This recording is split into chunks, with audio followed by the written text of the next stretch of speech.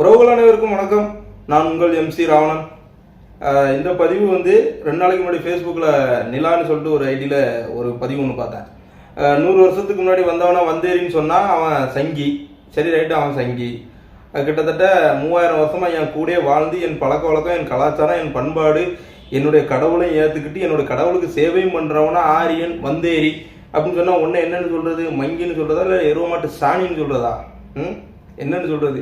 சங்கின்னு சொல்கிறது உங்களுக்கெல்லாம் என்ன ஒரு எங்களை கோவப்படுத்தும் அப்படின்னு நினைச்சு சொல்கிறீங்களா? கிடையவே கிடையாது. முதல்ல அடிப்படையாக ஒரு விஷயத்த புரிஞ்சுக்கோங்க. சங்கிங்கிற வார்த்தை எங்களுக்கு பெருமைக்குரிய வார்த்தை.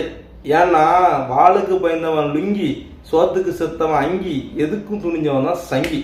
எதையும் தாங்கி தன்னுடைய பண்பாடு, கலாச்சாரம் எல்லாத்தையும் இன்னைக்கு வரைக்கும் காத்துக்கிட்டு இருக்கான் பாருங்க, அவன் தான் சங்கி. சரியா?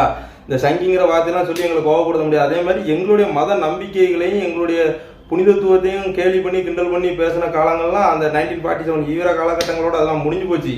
இன்னமெல்லாம் அந்த மாதிரி பேசுனீங்கன்னா உங்களுடைய ஒவ்வொரு குற்றச்சாட்டும் வெளியே வந்துக்கிட்டே இருக்கும், அம்பலப்பட்டுக்கிட்டே இருக்கும். சரியா? நீங்கள் எதன் மூலியமா பதில் கேள்வி கேட்குறீங்களோ, எதன் மூலியமா எங்களை காயப்படுத்துறீங்களோ அதன் மூலியமாகவே நாங்களும் காயப்படுத்துவோம். சமூக வலைதளத்தின் மூலமாக வந்தீங்கன்னா அதன்படி வரும், சட்டப்படி வந்தீங்கன்னா அதன்படி வரும். பார்த்தீங்க? சரியா? அதனால் இனிமேல் இந்த மாதிரி பேசலாம்னு போய்ட்டு ஒழுங்காக உருப்படுற வேலையை பாருங்கள்.